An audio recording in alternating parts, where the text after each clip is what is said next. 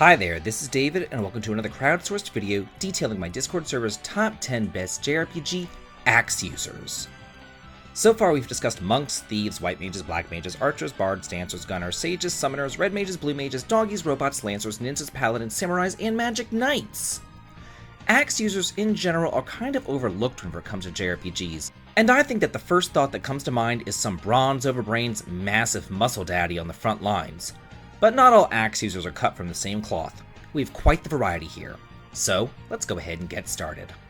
Number 10, submitted by Citrus C and receiving 29 votes, is Yunica from E's Origin. Despite being heir to one of the 6 priests of E's, Yunica doesn't have any magical ability, and proves that she does not need it. She acts as the closest alternative to the typical Adol Christian, and the only Adol-less entry in the series, able to hack and slash with the best of them. But, unlike that redhead, she isn't an outsider on a quest for wanderlust. She's there out of devotion to her goddesses. She wears her heart on her sleeve and is easily the most likable character, and with a great skill set to boot. Her wind ability lets her plow through enemies or evade their attacks, her earth ability delivers a devastating blow while giving a brief guard, and lastly, her fire ability gives her a flame sword with fireball projectiles. While Hugo lazily acts from the sidelines, Yunica pulls up her sleeves and dives right into the action. Number 9, submitted by Loveless Uramashi and receiving 30 votes, is Gremio from Suikoden. Gremio from the first Suikoden game gets a lot of crap for being a useless party member, but if you look closely, he has a great inner strength. His loyalty and dedication to his family and to those in need are chief among them. Always by the young master's side, even when told to stay home, Gremio risks life and limb in the service of his master and the Liberation Army. In combat, he wields his axe with versatility, performing adequately up close and from afar, as well as having a good rune slot for healing.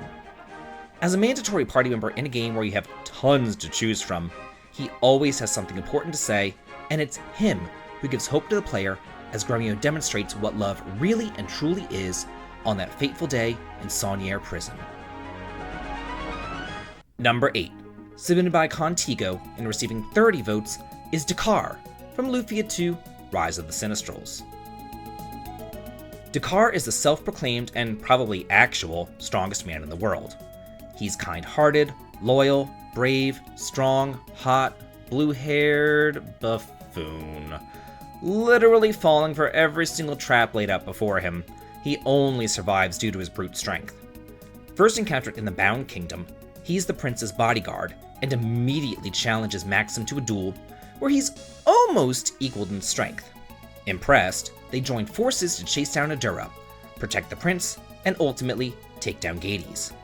In the postgame, he is a shoo-in for the Ancient Cave, as you're going to want to tackle this dungeon with the most bone-crushingly physical party in the game. His strength even surpasses that of the obligatory sexy blonde guy. It's just a shame that he doesn't follow the group to Doom Island. Number 7, submitted by Bluey the Deathclaw and receiving 31 votes, is Edelgard from Fire Emblem Three Houses.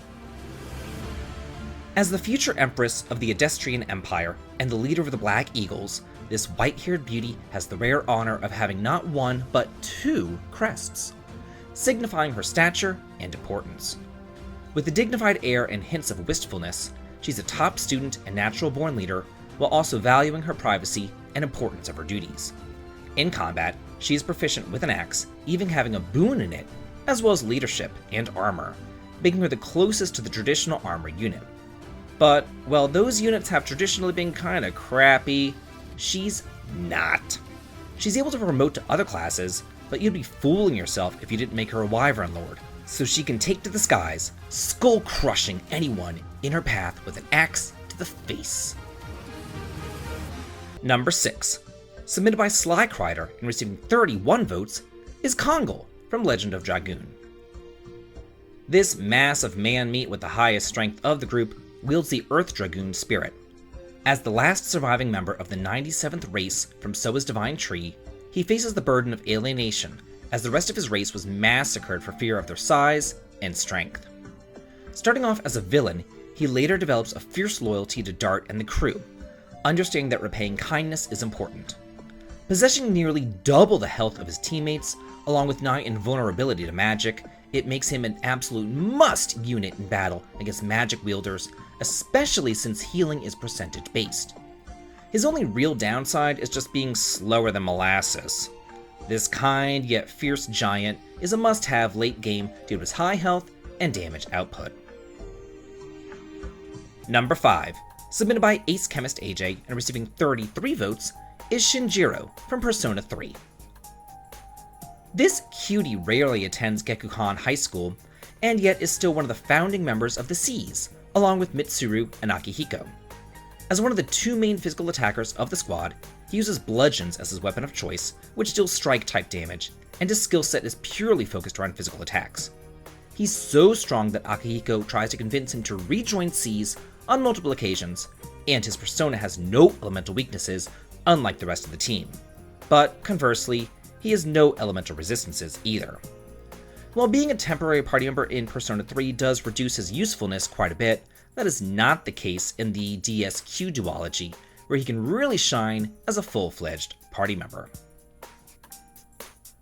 Number 4, submitted by Arc Caravan and receiving 35 votes, is Alfyn from Octopath Traveler. Unlike most of the brawn over brains axe users that we've seen so far, Alfyn is an apothecary who only wants to save people, the same way that he was saved himself. Leaving his hometown to broaden his horizons, he encounters challenges to his idealistic worldviews, but ultimately, he chooses to stick to his guns or, axes, which keeps his head held high. His base job gives him access to potions, which work healing and damaging skills, and, of course, axe attacks to bust some face. Then there's Concoct, which is essentially Mix from the Final Fantasy games, and this gives him tons of versatility as long as you do have the ingredients for it.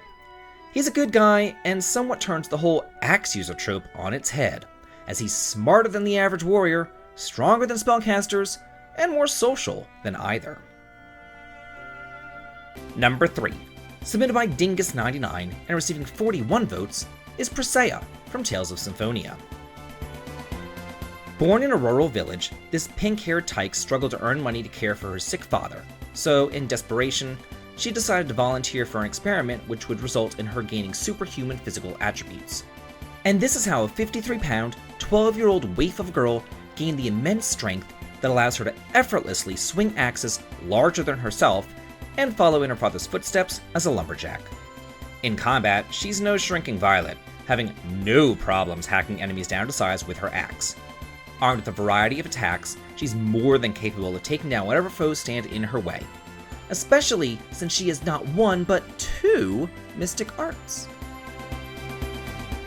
Number 2, submitted by Alcast and Contigo and receiving 44 votes, is Kaylee from Final Fantasy Mystic Quest. This sweet girl is Benjamin's first ally, joining him deep in the dying woods of Foresta. Armed with her giant axe, she shows him how to use weapons in the overworld and hitting the weak points of the Trents blocking your path. Unfortunately, she succumbs to the Minotaur's poison early on and is forced to rest, but her legacy does live on, as she passes along her axe as well as her magical prowess. And goodness knows, poor Ben needs all the help that he can get. Much later on, our intrepid hero returns and sees that she is not only fully recovered, but she's gained a ton of levels, spells, and the best axe in the game to boot. Most people think of axe users in JRPGs as strictly strong warriors, but this girl is a magical powerhouse. Number 1, submitted by GG Sprout and Professor Olsen and receiving 60 votes, is Yangus from Dragon Quest VIII. Core blimey! This lovable rogue with a heart of gold is with the hero from the beginning to the end. Loyal, streetwise, and cheeky, Yangus provides a lot of heart to the party and a ton of muscle, basically serving as the team's resident warrior. Though he can use other weapons like scythes, clubs, and fists, axes are considered his default weapon, as most official art shows him wielding one, and he does get the best skills with it.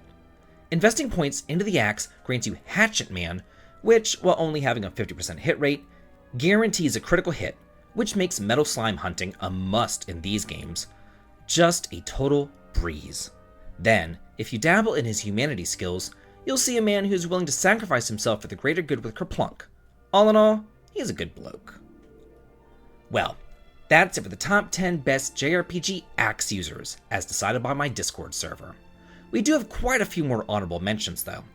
Mareg of Grandia 2, the Tin Man from The Wizard of Oz Beyond the Olympic Road, Axes from Arcana, Geis from E7, Dario, Fusu Lu, Varkas, and Sergeant Joe from the Suikoden series, Jaha from Shining Force 2, Mamuri from Tokyo Mirage Sessions, Karsh and Fungi from Chrono Cross, Minerva and Gonzalez from the Fire Emblem series, Rufus from Joan of Arc, and Olvin from Seventh Saga. Who are your favorite axe users and why? Let me know in the comments. And if you like this video and wanted to hear on the channel, please consider heading on over to Twitch for some streaming fun, checking out Patreon for exclusive videos and early access to my content, or coming on over to my Discord to chat and hang out. The links to them all can be found in the video description. This has been David, and if you like this, please like, comment, and subscribe, and have a good day.